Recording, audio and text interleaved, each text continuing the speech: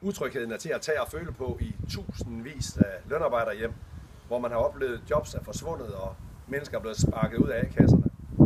Det er på høje tid med tryghed. Tryghed til glæde for den enkelte, men også til glæde for et arbejdsmarked, der skal være fleksibel. Derfor det første, vi skal gøre, det er at skabe et nyt og et færdigt system for dagpengene.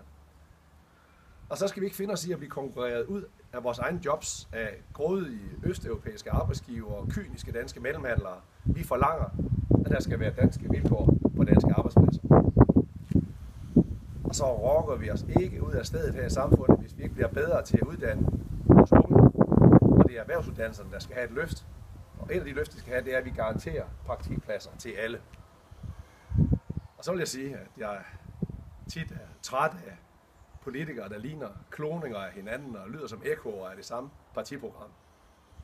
Der er ikke nogen grund til, at vi skal drukne i sumpen inde på den politiske midte. Jeg tilhører venstrefløjen.